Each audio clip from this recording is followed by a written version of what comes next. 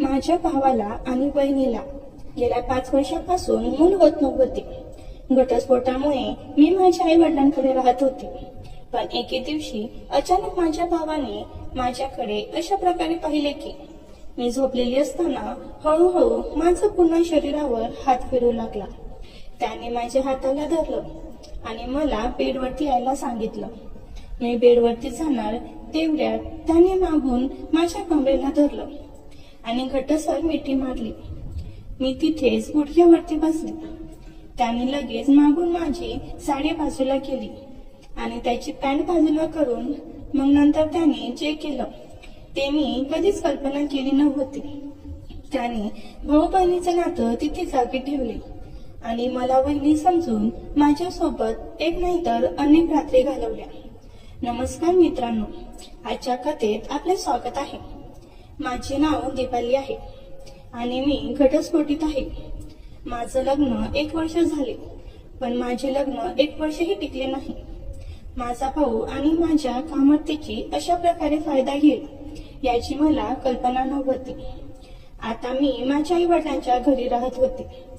माझ्या आई वडिलांच्या घरी राहणे माझ्यासाठी दिवसेंदिवस कठीण होत चालले होते, कारण माझ्या आई वडिलांचे आणि भावांचे टोमणे दिवसेंदिवस वाढत होते. त्यांना वाटले की जर मी अशा घरात राहिले तर माझा भाऊ पुन्हा लग्न करू शकणार नाही. ते मला दुसरीकडे कुठेतरी जाण्यास सांगत राहिले. माझं नाईलाज होतं म्हणून मी त्यांचे ऐकत राहिले, कारण मी माझ्या स्वेच्छेने प्रेमविवाह केला होता आणि तो 1 वर्षही टिकला नाही. एके दिवशी मला माझ्या चुलत भावाच्या अनिलच्या लग्नाचे फटका सहन करावे लागले. मला फोन आला आणि अनिलने मला त्याच्या घरी बोलावले. त्याला हे देखील माहित होते की त्याचे मामा आणि काकू किती दूर आहेत. तो म्हणाला, बहिणी कृपया आमच्या घरी या, तुम्हाला इथे शांती मिळेल. मी माझे वैवाहिक जीवन वाचवण्यासाठी खूप प्रयत्न केले, पण माझा नवरा भोळा होता. त्याच्या कुटुंबातील सदस्यांनी त्याच्या मनात माझ्याबद्दल चुकीच्या गोष्टी भरल्या होत्या. त्या गोष्टी ऐकल्यानंतर त्याने मला घटस्फोट दिला. माझे लग्न 23व्या वर्षी झाले होते आणि 24व्या वर्षी घटस्फोट झाला. बरं, मला त्या सर्व गोष्टी पुन्हा पुन्हा आठवायच्या नव्हत्या. म्हणून जेव्हा अनिलने मला फोन करून त्याच्या घरी बोलावले तेव्हा त्या रात्री मी ठरवले की मी आता माझ्या आई बाबांच्या घरी राहणार नाही. म्हणून मी माझे सामान पॅक केले आणि लगेच बसमध्ये चढले आणि त्याच्या घरी निघाले. माझ्या आई वडिलांना मी घरी नको होते, म्हणून काही दिवसात त्यांचा मूड बदलेल असा विचार करून मी अनिलच्या घरी गेले. अनिल विवाहित होता. त्याच्या पत्नीचे नाव अंजली होते. दोघेही पती पत्नी गेल्या 5 वर्षापासून शहरात राहत होते. तो आनंदी संसार होता, पण लग्नाच्या 5 वर्षानंतरही त्यांना मुले झाली नव्हती. ज्या व्यक्तीसोबत मी लहानपणी खेळले होते, ज्याला मी भाऊ म्हणायचे, त्याच्या पणगावर मी त्याच्यासोबत असेन अशी एक रात्र येणार होती. मी स्वप्नातही हे कधी विचार केला नव्हता. अनिल आणि त्यांच्या पत्नीने माझे खूप आनंदाने स्वागत केले. माझ्या स्वतःच्या कुटुंबाकडून मला ज्या प्रकारचा अनादर मिळाला होता, तो अनादर मला अनिलच्या घरी अजिबात मिळाला नाही. तिथे वहिनी माझी खूप काळजी घेत होती. ती मला काय हवे आहे आणि काय नाही हे पाहत होती आणि ऐकत होती. मलाही त्या आनंदी वातावरणात राहण्याचा आनंद मिळत होता.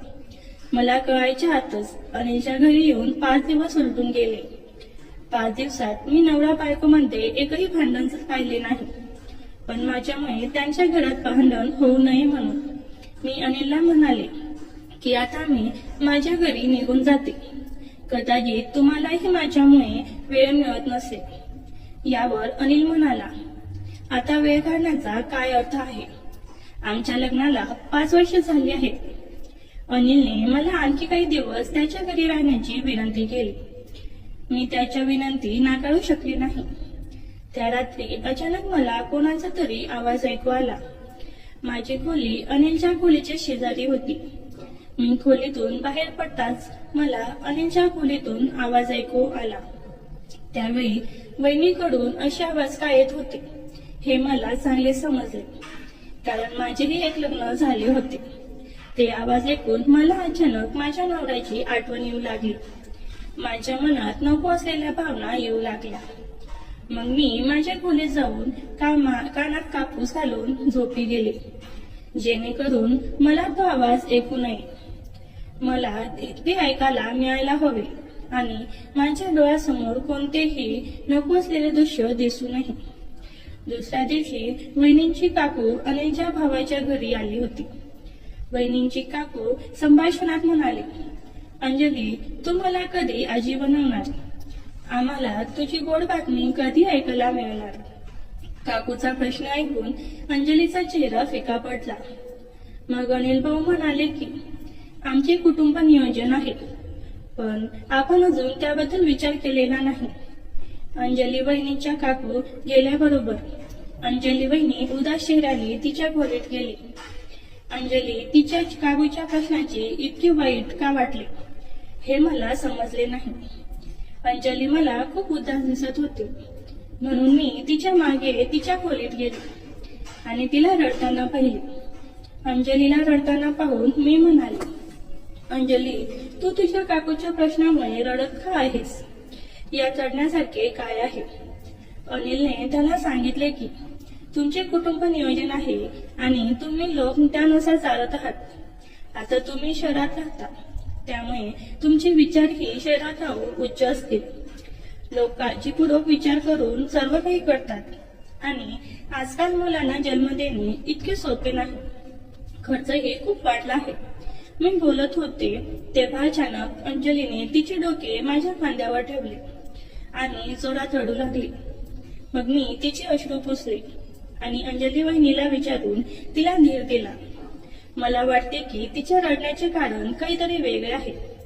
काहीही असो, हो, तू मला सांग. तू मला तुझी मैत्रीण समजून सगळं काही सांगू शकतेस. मग अंजली म्हणाली, दीपाली, आता तू मला मैत्रिणीच्या आधारावर प्रश्न विचारला आहेस, तर मी तुला खरं उत्तर देईन. पण हे ऐकून तू मला वहिनी म्हणून नाही तर मैत्रीण म्हणून वागशील. मला हे वचन दे. मी अंजलीचा वचन दिले होते की मी तिला मैत्रीण म्हणून वागवेन. मग अंजली म्हणू लागली की आमचे कुटुंब नियोजन नाही. खरे तर मी कधीच आई होऊ शकणार नाही. माझ्यात काहीतरी कमतरता आहे, ज्यामुळे मी आई होऊ शकत नाही. मी अंजलीला समजावून सांगितले की यात इतके टेन्शन घेण्याची काय गरज आहे.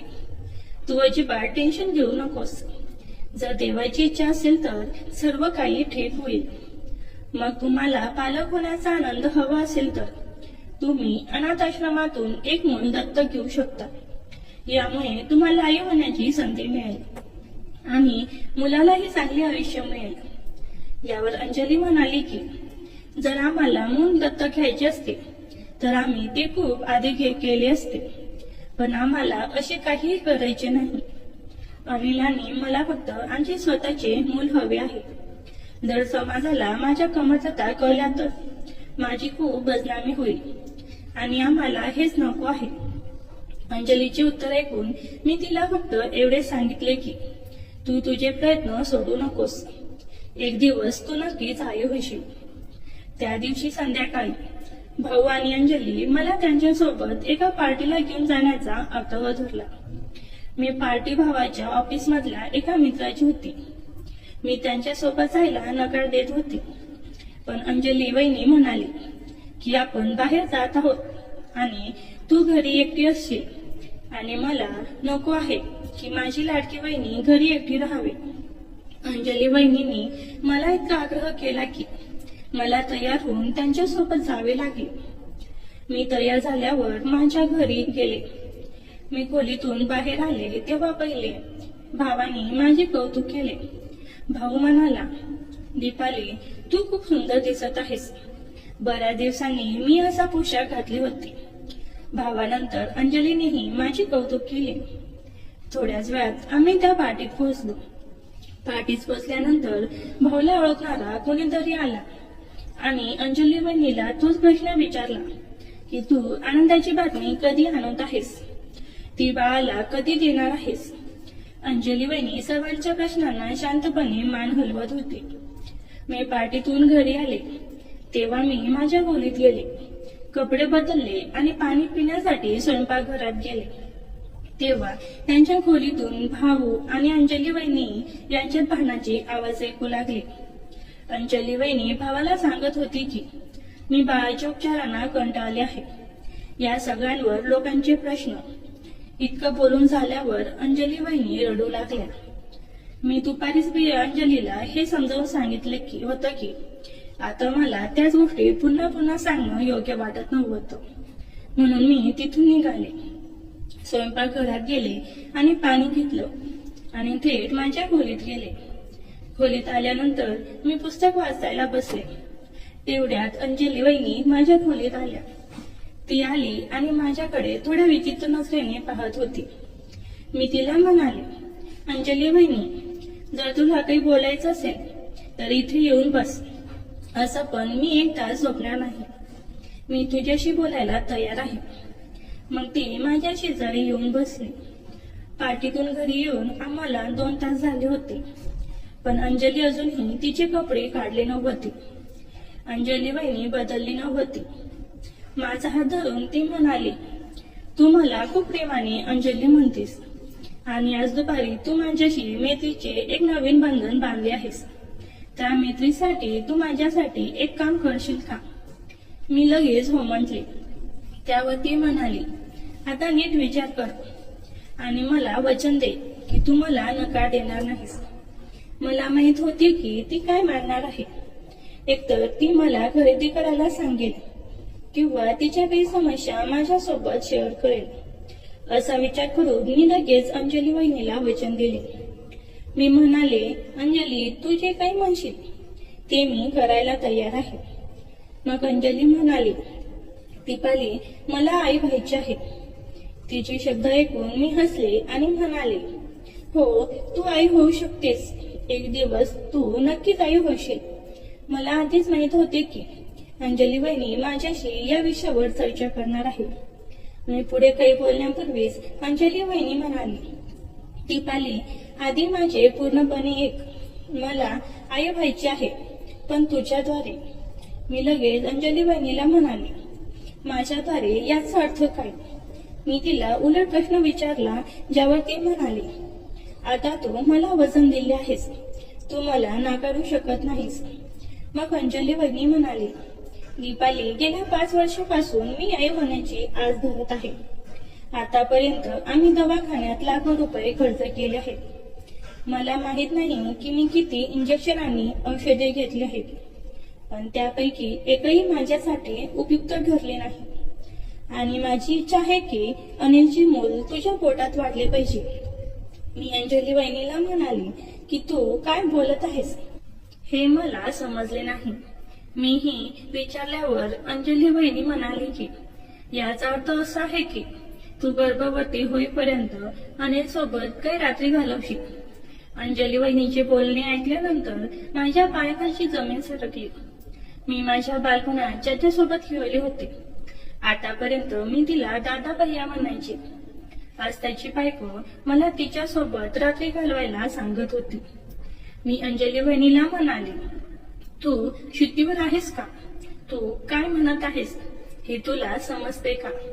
यावर ती म्हणाली, हो, मी हे सर्व नीट विचार करून सांगितले आहे. तुला हे काम मोफत करावे लागणार नाही. त्या दिवशी अंजली वहिनी मला म्हणाली, अनिल आणि मी तुला 1 लाख रुपये देऊ आणि तुला घरही मिळवून देऊ. तुझी आई वडील आणि भाऊ तुला कसा त्रास देतात हे आम्हाला माहिती आहे. वहिनीच्या या बोलण्याने मला विचार करायला लावले. मला स्वतःची ब्युटी पार्लर उघडायची होती, जेणेकरून मी स्वतः पैसे कमवू शकेन आणि माझे जीवन आनंदाने जगू शकेन. मी माझ्या आई बाबांसोबत जास्त दिवस राहू शकणार नाही. मी त्यांच्याकडून 1 लाख रुपये घेतले आणि एक छोटा पार्लर कोर्स केला. एक मोठ्या पार्लरसाठी एक व्यावसायिक कोर्स करणे आवश्यक होते. या पैशातून मी एक चांगला आणि महागडा व्यवसाय कोर्स करू शकले असते. इतकेच नाही तर मी माझे स्वतःचे मोठे पार्लर देखील उघडू शकले असते, ज्याद्वारे मी चांगले पैसे कमवू शकले असते. शेवटी मी वहिनीचा प्रस्ताव स्वीकारला आणि तिच्या मुलाला जन्म देण्यासाठी तयार झाले. पण मी वहिनीला विचारले की भैयालाही या सर्व गोष्टी माहीत आहे का? तेव्हा बहिणी म्हणाली की तुझा भैयाही यासाठी तयार आहे. आणि हो, आजपासून त्याला भैया म्हणू नको.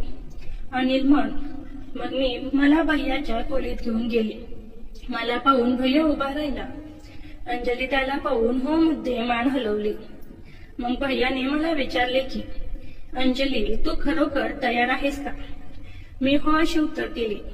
मग बहिणी लगेच म्हणाली, आता भाऊ म्हणू नको, फक्त अनिल आणि अंजली म्हण. आणि भावाला त्याचे मूल हवे होते. बहिणीने आई होण्यासाठी मोठा त्याग करण्याचा निर्णय घेतला होता. मी आता 25 वर्षाची होते आणि मला माहित नव्हते की मी लग्न करेन की नाही.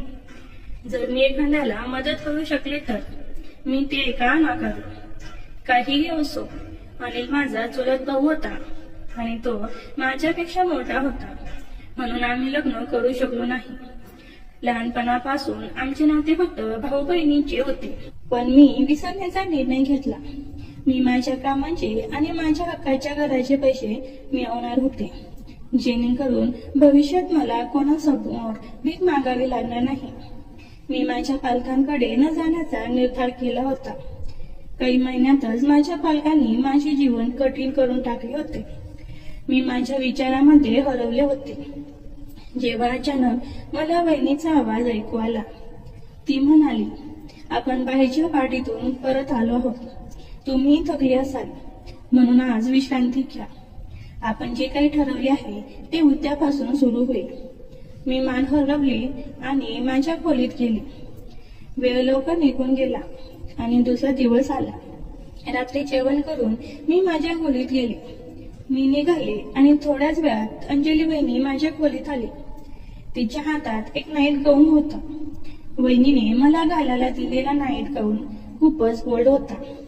वहिनी म्हणाली की अनिल माझ्याशिवाय इतर कोणत्याही मुलीकडे पाहत नाही, पण आता तो जे काही करेल ते तो आपल्या दोघांच्या संमतीने करेल. मला माहित आहे की तुला प्रेम करणार आहे. तो जवळ येण्यास खूप कचरला असेल. तुला या पोल्ड गाऊन मध्ये पाहून त्याचा कचर निघून जाईल. म्हणूनच मी तुला हे कपडे देत आहे. तुला या कपड्यामध्ये पाहून तो तुझ्याकडे आकर्षित होईल. वहिनीच्या सल्ल्यानुसार मी तो गाऊन घातला होता. तिच्या खोलीत जाण्यापूर्वी वहिनी म्हणाली, लक्षात ठेव, हे फक्त एक करार आहे. या कराराशिवाय इतर काहीही विचार करू नकोस. ज्यावेळी मी फक्त माझ्या भविष्याचा विचार करत अनिलकडे जात होते, मी मान हलवले आणि वहिनीसोबत त्याच्या खोलीत गेले. अनिल त्याच्या खोलीत कुठेही दिसत नव्हता. तो हॉलमध्येही नव्हता. अंजली वहिनीने त्याला त्याच्या खोलीत बोलावले. मग तो बाजूमध्ये होता. वहिनी म्हणाली, दीपाली खोलीत आली आहे. यावर अनिल म्हणाला की मी फ्रेश होऊन येईन, पण मी बाहेर येईपर्यंत खोलीची दिवे बंद करा. वहिनीला त्याचे म्हणणे समजले. कदाचित तो समोर येण्यास कचरत असेल. वहिनी लगेच खोलीतून बाहेर पडली आणि खोलीचे दिवे बंद केले. मग मी जाऊन बेडवर बसले. अनिल बाथरूममधून बाहेर आला आणि माझ्या शेजारी बसला. त्यावेळी माझ्या तोंडून एकही शब्द बाहेर पडत नव्हता आणि अनिल हे काही बोलत नव्हता. मग अचानक त्याने माझ्या गळ्यात हात घातला आणि गळ्याच्या खालच्या दिशेने हात फिरवू लागला. माझ्या अंगात काटा येऊ लागले. मी एकदम गरम होऊ लागले. त्यानंतर अनिलने त्याची ओठ माझ्या ओठापर्यंत घेऊन आला आणि भरपूर चुंबन घेऊ लागला. मी पण हळूहळू तिला साथ देऊ लागली. मला पण या गोष्टीला करून भरपूर दिवस झाले होते, म्हणून मला वेगळाच आनंद येत होता. हळूच माझं पूर्ण शरीरावर हात फिरू लागला. त्याने माझ्या हाताला धरलं आणि मला बेडवरती यायला सांगितलं. मी बेडवरती जाणार तेवढ्यात त्याने मागून माझ्या कमरेला धरलं आणि घट्टसर मिठी मारली. मी तिथेच गुडघ्यावरती बसले. त्याने लगेच मागून माझी साडी बाजूला केली आणि त्याची पॅन्ट बाजूला करून मग नंतर त्याने जो सपाटा सुरू केला तो थांबला नाही. मी जोरजोराने ओरडू लागले, तरीही तो थांबत नव्हता. मी अनिलला म्हणाले, अनिल जरा हळू कर, मी काय तुला सोडून जात नाही आहे. पण अनिल तोंडातून एकही शब्द न बोलता जोरजोराने माझ्या बरोबर क्रिकेट खेळत होता. मी मनात विचार केला, हा अनिल असा का करतो आहे? वहिनीचं रोज रोज काय हाल होत असेल? आता मला वेगळ्या पद्धतीने घ्यायला सुरुवात केली. माझं पूर्ण अंग त्याने काढून ठेवलं होतं. लाईट पण बंद असल्यामुळे मला काही समजत नव्हते. मी मनात विचार करत होते की कधी दिवस निघेल. पहिल्या वेळेतच मी जाम झाली होती. अनिल हा माझा भाऊ असून सुद्धा माझ्यासोबत एखाद्या जनावराप्रमाणे वागत होता. काही वेळाने तो शांत झाला. जे काही घडले मी कधीच कल्पना केली नव्हती. मला ते सर्व अजिबात आवडले नाही. पण नंतर मी ही गोष्ट मनात ठेवली. तो फक्त एक करार होता. जर मला माझे भविष्य आनंदी करायचे असेल तर मला या गोष्टी कराव्या लागतील आणि हे दुःख सहन करावे लागेल. काहीही असो, मी एका जोडप्याला आई वडील होण्याचा आनंद देत होते. ज्याप्रमाणे मी अनिलसोबत ती रात्र घालवली होती, अशीच मी दररोज त्याच्यासोबत तीच रात्र घालवत असे. जोपर्यंत मला गर्भधारणाची चिन्हे जाणवत नव्हती, मी अनिलसोबत वेळ घालवू लागले. आता मी स्वतः खोलीत अंधार करायचे, कारण अनिललाही तेच हवे होते. पूर्ण महिनाभरानंतर मला गरोदरपणाची लक्षणे जाणवू लागली. मला मसालेदार अन्नाची इच्छा होऊ लागली आणि चक्कर येऊ लागली. अनिलचा एक मित्र डॉक्टर होता. अनिल मला त्याच्या मित्राच्या रुग्णालयात तपासणीसाठी घेऊन गेला. डॉक्टरने मला माझ्या गरोदरपणाची आनंदाची बातमी सांगितली. अनिल आणि अंजलीच्या चेहऱ्यावरील आनंद पाहण्यासारखा होता. मीही त्यांच्या आनंदात सहभागी होते. आता वहिनी आणि अनिल माझी पूर्वीपेक्षा जास्त काळजी घेऊ लागले. अनिलची माझ्याबद्दलची काळजी खूप वाढली. त्याने सर्व नातेवाईकांना सांगितले की अंजली बहिणीला दिवस गेले आहेत. त्याचा वरचा मोठा डाग लवकरच पुसला जाणार होता.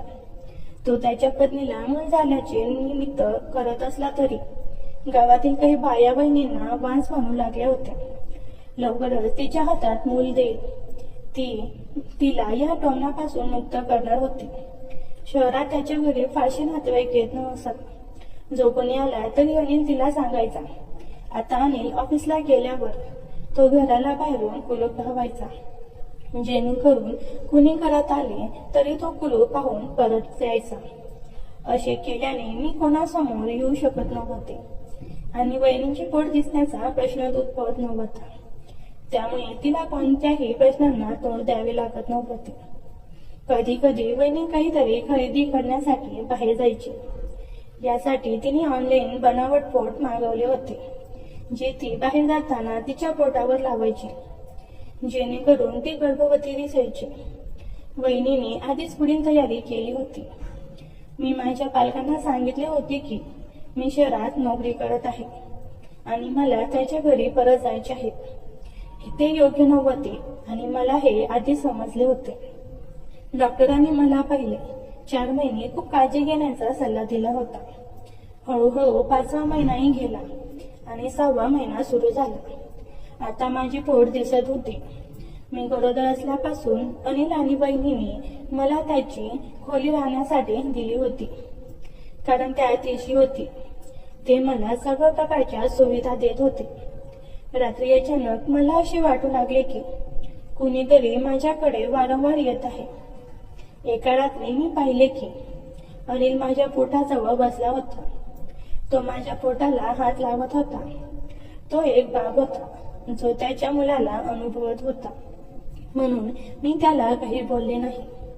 हे काही दिवस चालू राहिले. गरोदरपणामुळे कधी कधी मला रात्री झोप येत नसे आणि अचानक खोलीतील छोटीशी लाईट ही बंद व्हायची आणि मग मला कुणीतरी माझ्या जवळ येत असल्याचे जाणवायचे. माझ्या जवळ येणारी व्यक्ती दुसरी तिसरी कोणी नसून अनिल होता. त्या घरात तो एकटाच पुरुष होता. माझ्या पोटाला हात लावत असताना तो अचानक माझ्या खूप जवळ आला. तो माझ्यासोबत वर खाली करायचा प्रयत्न करायचा. एक रात्री त्याने माझ्यासोबत काहीतरी अनुचित वागण्याचा प्रयत्न केला. मी वहिनीला याबद्दल सांगितले आणि ती म्हणाली, बकवास करू नकोस. अनिल रोज माझ्या शेजारी झोपतो. त्याला माझ्यापेक्षा आपल्या मुलाची जास्त काळजी आहे. जर त्याने तुला काही केले असते तर तू दोषी ठरला असतास. माझ्यासमोर उभी राहून तुला इतकं बोलायला नको होतं. वहिनीला माझं बोलणं खोटं वाटू लागलं होतं. पण आता अनिल रोज माझ्याकडे येऊ लागला होता. वहिनीने मला समजावून सांगितलं होतं की हा फक्त आपला व्यवहार आहे, पण ती तिच्या नवऱ्याला हे समजावून सांगायला विसरली होती. अनिल माझ्यावर प्रेम करायला लागला होता. जरी तो माझ्यावर प्रेम करू लागला असला तरी मी त्याच्यावर प्रेम करत नव्हते. एके रात्री अनिल पुन्हा माझ्या खोलीत आला. त्यावेळी खोली पूर्णपणे अंधारात होती. तो माझ्या जवळ आला आणि माझ्या शरीराला स्पर्श करू लागला. मी वारंवार त्याला माझ्यापासून दूर ढकलत होते, कारण मी माझ्या जड पोटाचे संतुलन राखू शकत नव्हते. आणि त्याच वेळी अनिलच्या हालचाली सुरू झाल्या होत्या. माझ्या मनात वेगवेगळे विचार येत होते. मी त्याला वारंवार सांगत होते. मी म्हणत होते की तू काय करतोस, पण तो काहीही न बोलता त्याचे काम करत राहिला.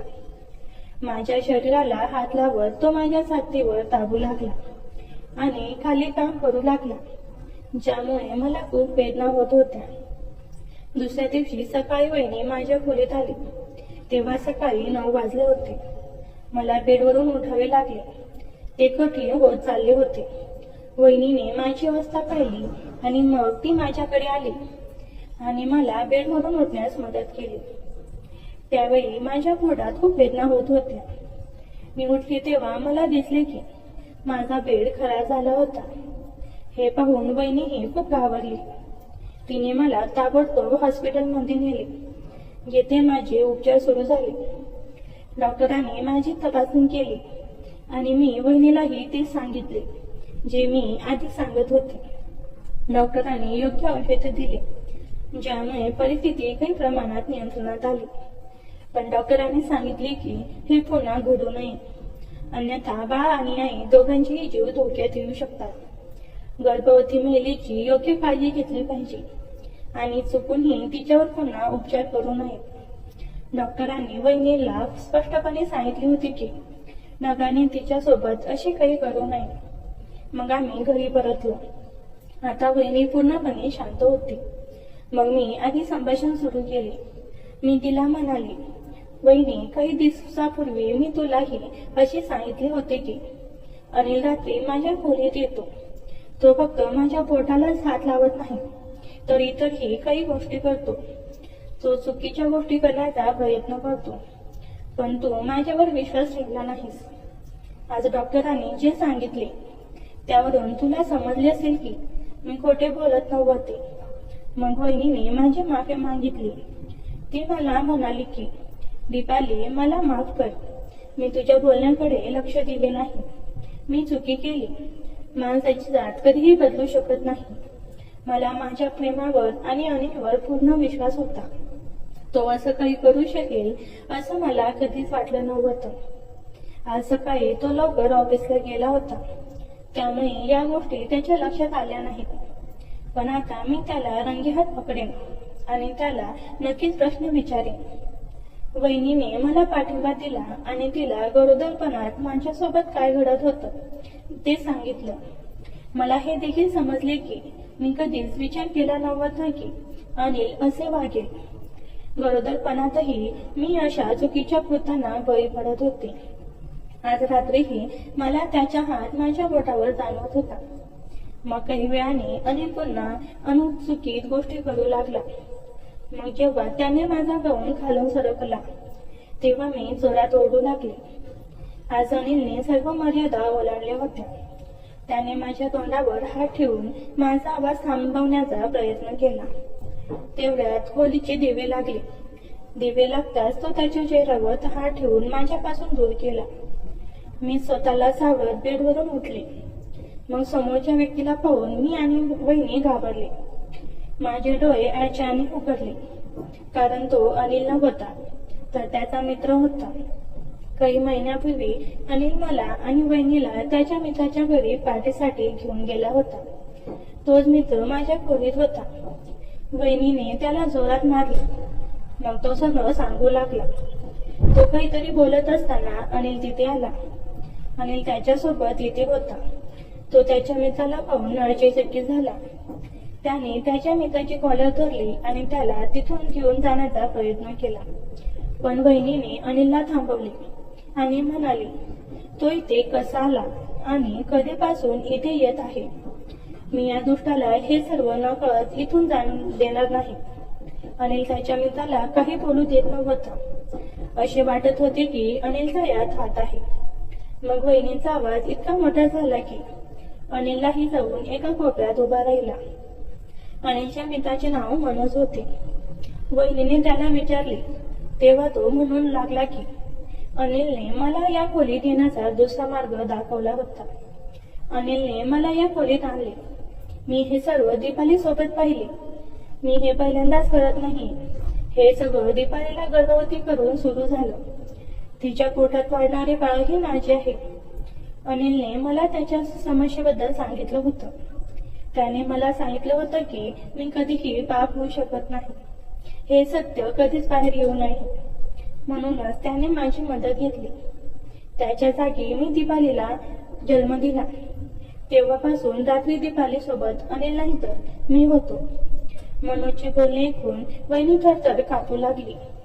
चूक वहिनीची नव्हती तर अनिलची होती आणि लग्नापासून त्याने ही गोष्ट लपवून ठेवली होती. त्या दिवशी त्याने त्याचे सर्व खोटे बोलणे स्वीकारले. तो वहिनींची माफी मागत होता. तो म्हणाला की त्याचे सत्य कधीही उघड होणार नाही. हे समोर येऊ नये म्हणून त्याने वहिनीवर त्याच्या डॉक्टर मित्राकडून उपचार करून घेतले. अनिलच्या आग्रहावरून त्याच्या डॉक्टर मित्राने वहिनीला खोटे सांगितले की ती कधीही आई होऊ शकत नाही. जर हे सत्य समाजात कळले तर त्याची खूप बदनामी होईल. म्हणून त्याने हे सर्व केले. वहिनीने माझे मूल होईपर्यंत अनिलला माफ केले नाही. ती अनिल सोबत एकाच घरात राहत होती. मुलाच्या जन्मानंतर मला वचन दिलेले पैसे आणि घर देण्यात आले. त्यानंतर वहिनी मुलाला घेऊन तिच्या माहेरी गेली. वहिनी अनिल पासून दूर गेली आणि त्याला चांगली शिक्षा केली. वहिनीने मनोजला तुरुंगातही पाठवले. पती पत्नीच्या नात्यात खोटेपणाला स्थान नाही, कारण ते नातं हे विश्वासावर आधारित असतं. सुरुवातीपासूनच खोटं बोलू नये, अन्यथा नात्यात अंतर निर्माण होण्यास जास्त वेळ लागत नाही. तर मित्रांनो, ही याची आमची छोटीशी कथा होती. तुम्हाला ही कथा कशी वाटली हे कमेंट करून नक्की सांगा. जर तुम्हाला ही कथा आवडली असेल तर लाईक करा, मित्रांसोबत शेअर करा आणि आमच्या चॅनलला सबस्क्राईब करा.